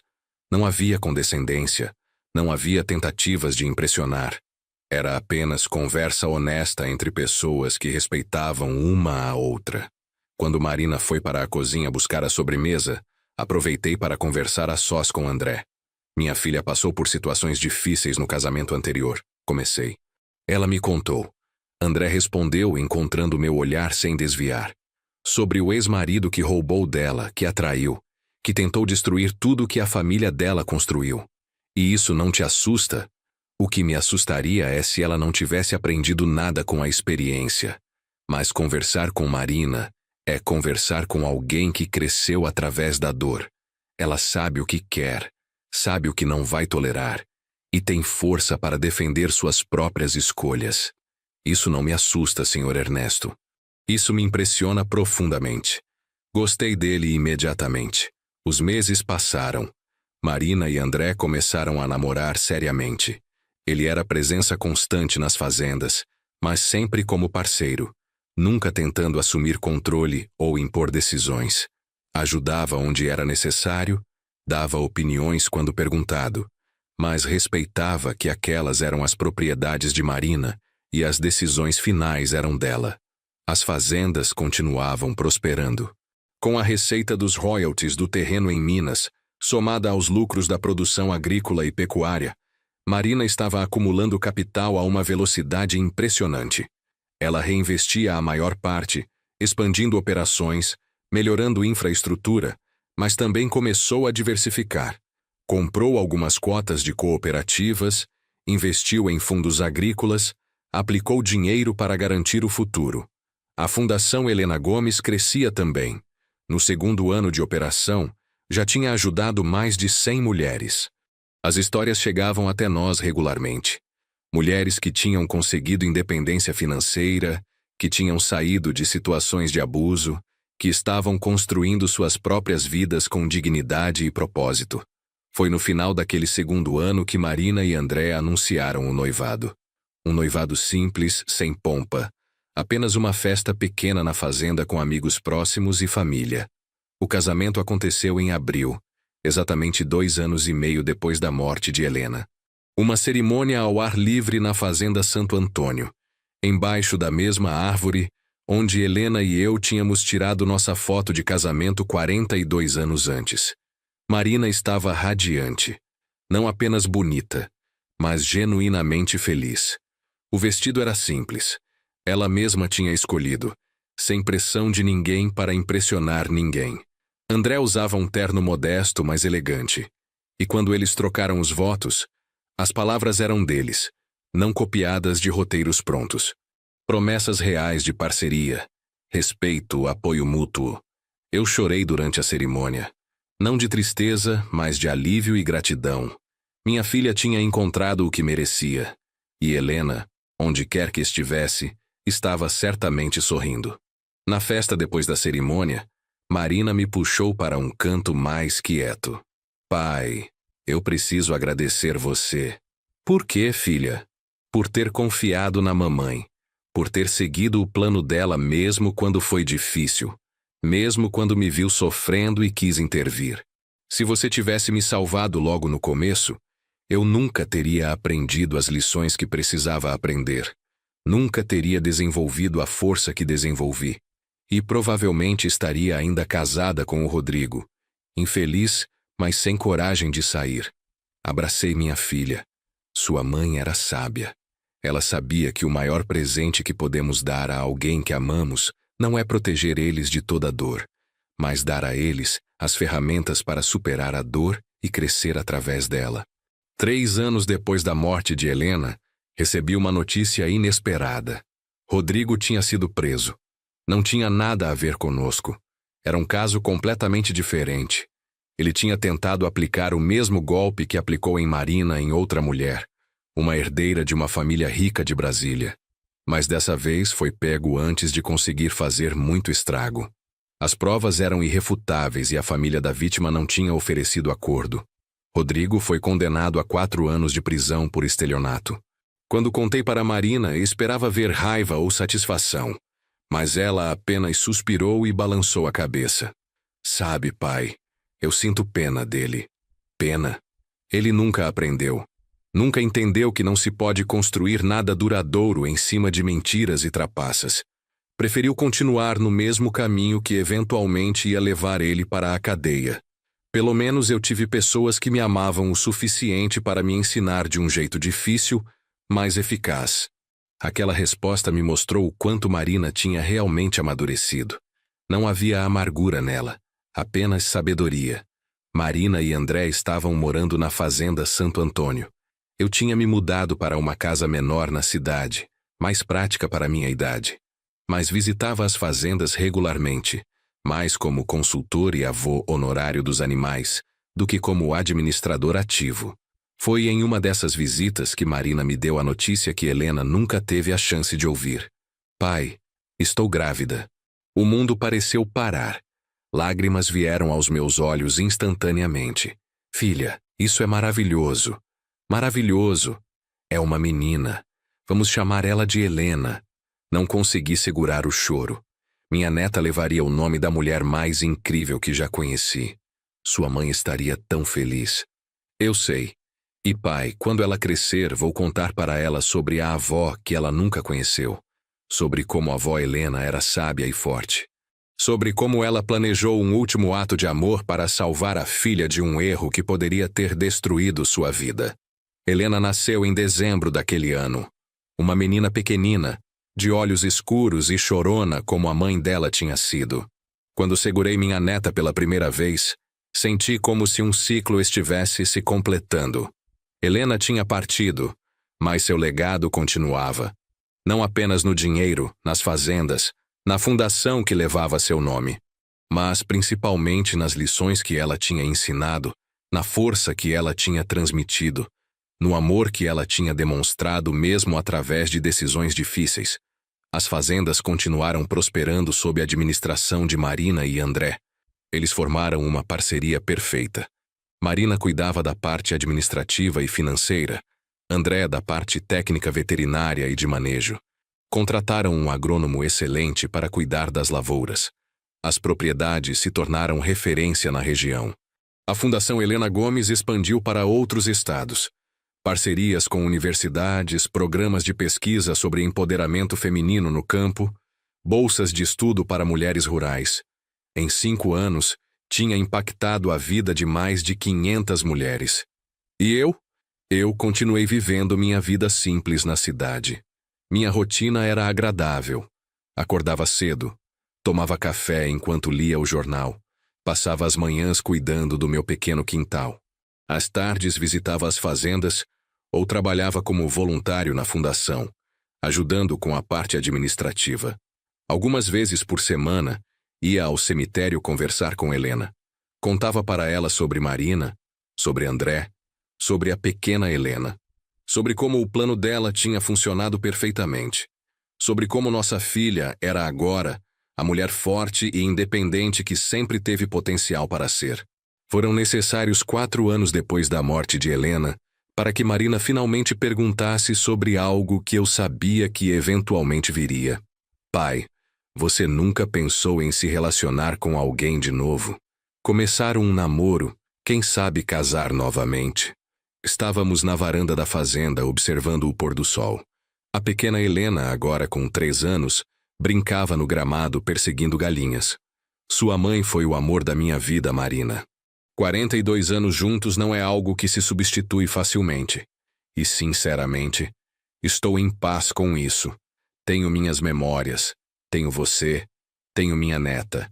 Tenho as fazendas para visitar, a fundação para ajudar. Minha vida é plena do jeito que está. Mas você não se sente sozinho? Solidão e estar sozinho são coisas diferentes, filha. Eu estou sozinho, sim, mas não me sinto solitário. Tem uma diferença enorme nisso. Marina assentiu, compreendendo. Sabe o que mais admiro na senhora Helena?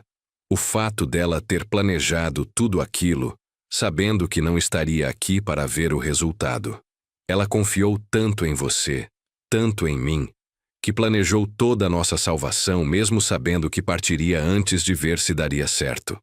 Esse era o tipo de pessoa que sua mãe era. Ela plantava árvores sabendo que seriam outros que colheriam os frutos. Pensava em gerações, não apenas no momento presente. Foi naquele instante que a pequena Helena veio correndo até nós, ofegante e sorridente. Vovô, vovô, peguei uma pena da galinha, olha! Peguei a menina no colo, observando a pena marrom que ela segurava como se fosse um tesouro. Que linda, pequena! Você é uma grande caçadora de penas. Mamãe disse que a vovó Helena, que eu nunca conheci, também gostava de galinhas. Sua vovó amava tudo que tinha a ver com a fazenda. As galinhas, as vacas, os cavalos. Ela entendia que cada animal, cada planta, cada pedaço de terra tinha seu propósito e seu valor. Igual a mamãe. Exatamente igual a sua mamãe. A menina me abraçou forte e depois saiu correndo de volta para suas brincadeiras. Marina e eu ficamos observando ela em silêncio por um momento. Ela tem o mesmo espírito livre que a mamãe tinha, Marina comentou. Tem mesmo. E espero que nunca perca isso. Os anos continuaram passando. A pequena Helena cresceu inteligente e curiosa. Com 5 anos, já acompanhava o pai e a mãe nas rondas pela fazenda, fazendo perguntas sobre tudo. Por que as vacas tinham manchas? Como o milho crescia? De onde vinha a água do poço? Eu completei 65 anos. Minha saúde estava boa, mas sentia o peso da idade nos joelhos, na coluna, na velocidade com que me cansava. Mas continuava ativo. Continuava envolvido na vida das fazendas e da fundação. Foi nessa época que surgiu uma proposta interessante. Uma grande empresa do agronegócio ofereceu comprar participação minoritária nas fazendas de Marina. Eles queriam usar as propriedades como modelo de boas práticas, fazer parcerias para pesquisa e desenvolvimento, usar a fazenda como vitrine para novas tecnologias. A oferta era generosa. 20% de participação por R$ 8 milhões, mantendo Marina e André com controle total das operações. O que você acha, pai? Marina me perguntou quando recebemos a proposta. Acho que depende do que vocês querem para o futuro. Se aceitarem, terão capital para expandir ainda mais, mas também terão sócios externos. Se recusarem, mantém controle total, mas crescimento será mais lento. E a mamãe? O que ela faria? Pensei bastante antes de responder. Sua mãe sempre valorizou independência acima de tudo. Ela teria perguntado: vocês precisam desse dinheiro? Vocês têm planos específicos que exigem esse capital? Ou estão sendo tentados apenas porque é muito dinheiro? Marina e André conversaram por semanas. Finalmente, decidiram recusar a oferta. Não precisamos do dinheiro, Marina explicou. As fazendas já são lucrativas. Os royalties do terreno em Minas continuam entrando. A fundação está bem capitalizada. Aceitar seria apenas ganância, não necessidade. E eu aprendi da pior forma possível o que acontece quando decisões são baseadas em ganância, em vez de necessidade. Fiquei orgulhoso da decisão. Era exatamente o que Helena teria feito. Naquele mesmo ano, aconteceu algo que eu não esperava. Rodrigo saiu da prisão. Tinha cumprido 3 anos e meio da pena, com bom comportamento garantindo uma redução. Ele não tentou contato. Não ligou, não mandou mensagem. Nada. Mas através de conhecidos comuns, soubemos que ele estava morando em Goiânia, trabalhando como vendedor em uma concessionária pequena. Não a do pai dele. Os pais tinham rompido relações depois da prisão. Uma concessionária de carros usados, ganhando salário modesto. Silvana tinha deixado ele quando foi preso. O filho, eu soube, morava com ela e o novo marido, um advogado bem-sucedido. Rodrigo tinha direito de visitação, mas segundo os boatos, raramente exercia esse direito. Ele se tornou exatamente o que sempre foi. Marina comentou quando soubemos dessas notícias. Alguém sem raízes, sem compromissos verdadeiros, flutuando de uma situação para outra sem nunca construir nada sólido. Você sente alguma coisa por ele ainda? Perguntei curioso. Indiferença, principalmente. Às vezes pena, mas nada de amor, nem de ódio. Ele é apenas uma pessoa que passou pela minha vida e me ensinou lições valiosas, mesmo que não fosse essa a intenção dele. Essa resposta me mostrou que Marina tinha realmente superado aquele capítulo. Não havia mais mágoa, apenas aceitação e paz. A Fundação Helena Gomes celebrou seu 10º ano de operação com um evento grande. Centenas de mulheres que tinham sido ajudadas pelo programa compareceram. Histórias foram compartilhadas, lágrimas foram derramadas, risos ecoaram pelo salão. Uma mulher em particular me chamou a atenção. Júlia, 42 anos, que tinha chegado à fundação 7 anos antes fugindo de um casamento violento, sem dinheiro, sem educação formal, apenas com a roupa do corpo e um filho pequeno. A fundação a tinha ajudado a conseguir certificação em técnicas agrícolas, a encontrar emprego em uma cooperativa, eventualmente a comprar seu próprio pedaço de terra, pequeno mas produtivo. Senhor Ernesto, ela me disse, os olhos brilhando. Quando cheguei aqui, achava que minha vida tinha acabado. Achava que nunca seria nada além de uma vítima. Mas a Fundação Helena Gomes me mostrou que eu podia ser mais. Hoje tenho minha própria terra. Meu filho está na faculdade. E pela primeira vez na vida eu me sinto livre. De verdade livre. Histórias como a de Júlia me lembravam por que Helena tinha insistido tanto naquele plano. Não era apenas sobre salvar Marina. Era sobre ensinar que força verdadeira vem de dentro, que segurança real não vem de heranças ou casamentos, mas de caráter e capacidade. Completei 70 anos. Uma festa simples na fazenda, família e amigos próximos. A pequena Helena, agora com 8 anos, fez um desenho para mim. Era nossa família. Ela, Marina, André, eu, e no céu, desenhado com um capricho infantil, uma figura feminina com asas.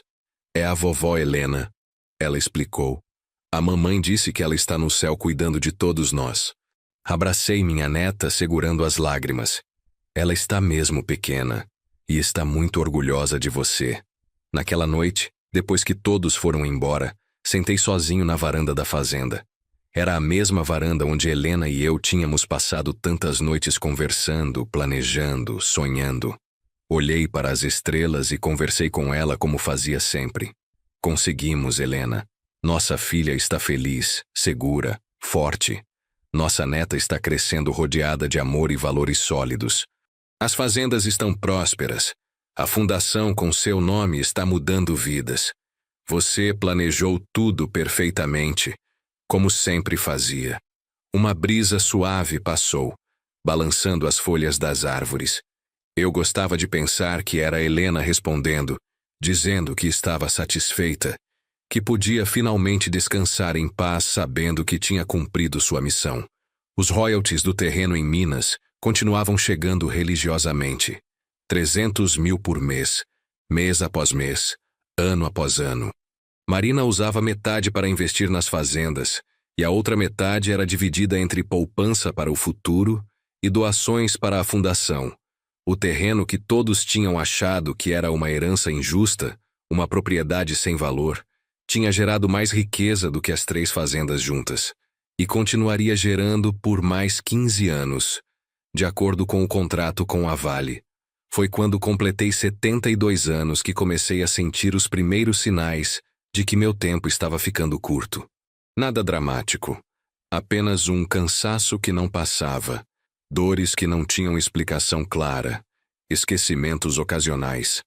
Marina insistiu que eu fizesse exames completos. Os resultados não foram animadores. Meu coração estava falhando. O mesmo problema genético que tinha levado Helena, segundo o cardiologista. Irônico que depois de 42 anos juntos, ela e eu compartilharíamos até a causa da morte. Quanto tempo? Perguntei ao médico. Difícil dizer com certeza. Talvez 1 ano, talvez 2. Depende de como você cuida da saúde, do estresse, da genética. Marina quis que eu me mudasse para a fazenda, para que pudessem cuidar de mim. Mas recusei. Filha, eu gosto da minha casa na cidade. Gosto da minha rotina. Não quero passar meus últimos meses sendo tratado como inválido. Quero viver normalmente pelo tempo que me resta. Ela relutou, mas acabou concordando. Passei os meses seguintes colocando minha vida em ordem. Atualizei meu testamento com o Dr. Mendes. Era simples. Tudo que era meu ia para Marina, que dividiria como achasse apropriado com a fundação e com a pequena Helena quando ela crescesse. Também escrevi cartas. Uma para Marina, uma para André, uma para minha neta para ser aberta quando ela completasse 18 anos.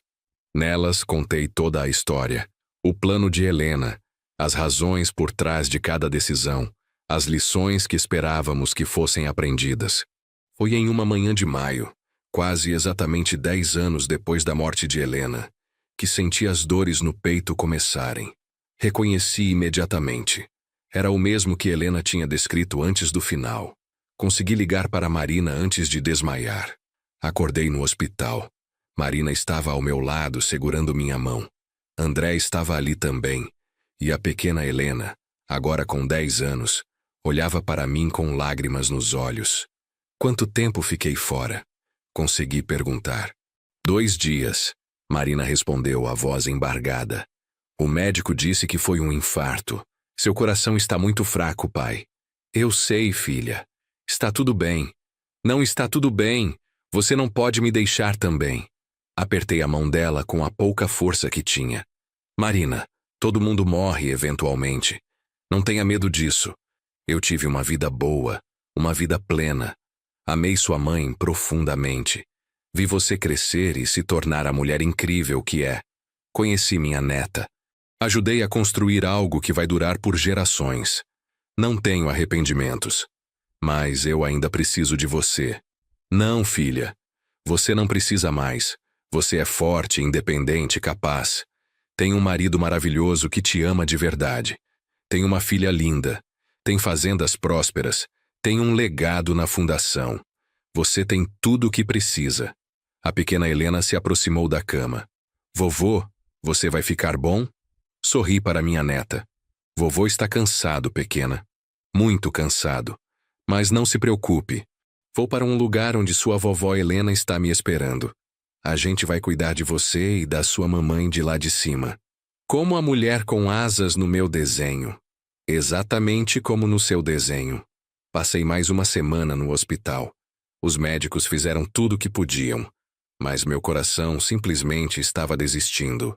Não havia cirurgia, não havia medicamento que pudesse consertar décadas de desgaste. Na minha última noite, pedi para ficarem apenas Marina e eu no quarto. Filha, tem uma última coisa que preciso te dizer. O que é, pai? Quando sua mãe morreu, você estava perdida, casada com o homem errado, sem direção, sem força para tomar as decisões que precisava tomar. Eu quis te salvar imediatamente. Quis pegar você, tirar da situação ruim, resolver todos os problemas. Mas sua mãe me fez prometer que eu deixaria você aprender. Eu sei, pai. E foi a melhor coisa que vocês fizeram por mim. Foi a coisa mais difícil que já fiz.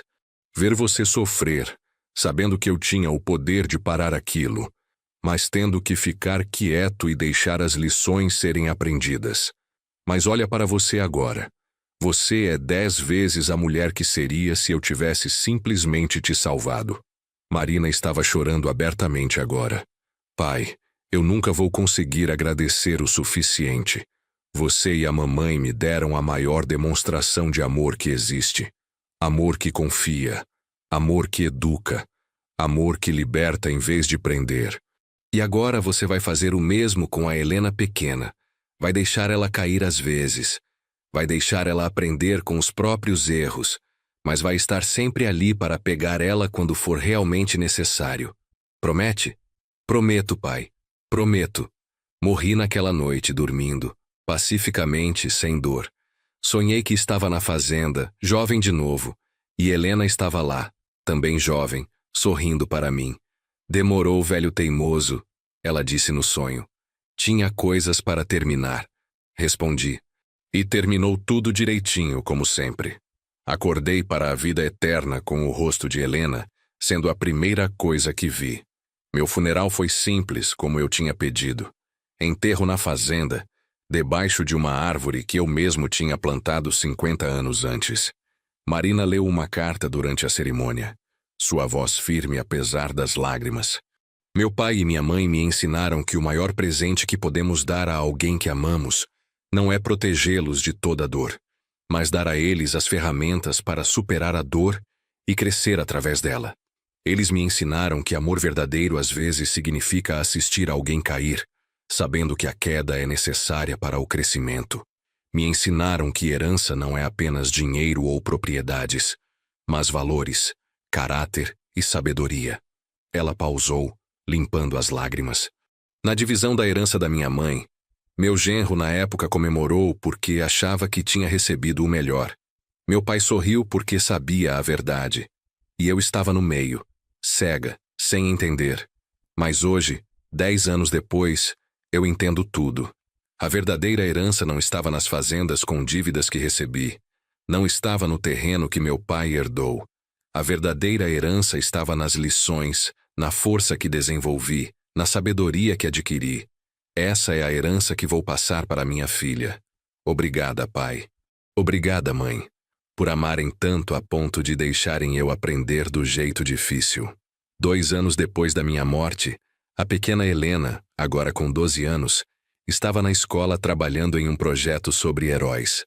A professora tinha pedido que cada aluno falasse sobre alguém que admirava. Helena escreveu sobre 2 pessoas, seus avós, Ernesto e Helena Gomes. Meus avós eram fazendeiros, ela escreveu em sua redação.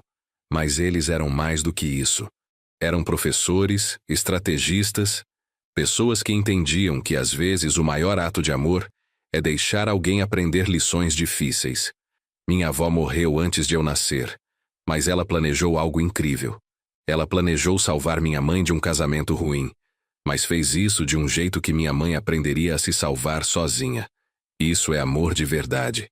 A redação da pequena Helena ganhou primeiro lugar na escola. Marina a emoldurou e pendurou no escritório da fundação, ao lado de fotos de Helena e minhas. As fazendas continuaram prosperando sob a administração de Marina e André. A pequena Helena cresceu ajudando nas operações, aprendendo o valor do trabalho, da terra, da honestidade. A Fundação Helena Gomes expandiu para 8 estados. Milhares de mulheres tinham suas vidas transformadas pelos programas. E em cada uma dessas transformações, havia um eco do plano original de Helena: dar às pessoas as ferramentas para se salvarem, não simplesmente salvá-las. O terreno em Minas continuou gerando royalties por mais 8 anos depois da minha morte, exatamente como o contrato previa. Quando o contrato finalmente expirou, Marina tinha acumulado capital suficiente para garantir o futuro de 3 gerações. Mas ela não simplesmente guardou o dinheiro.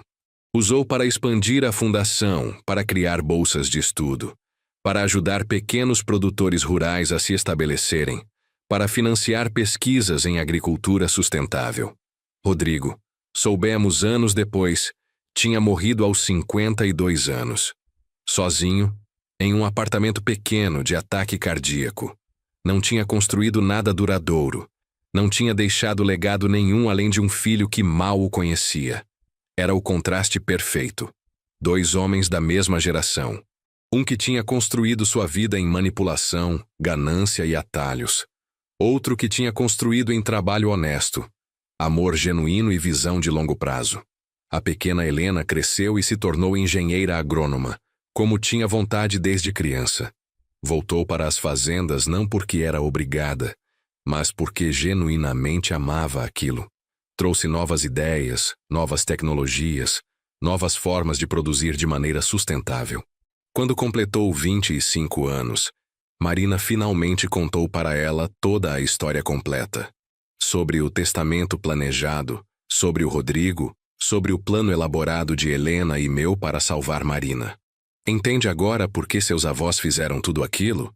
Marina perguntou. A jovem Helena pensou por um longo momento antes de responder. Entendo.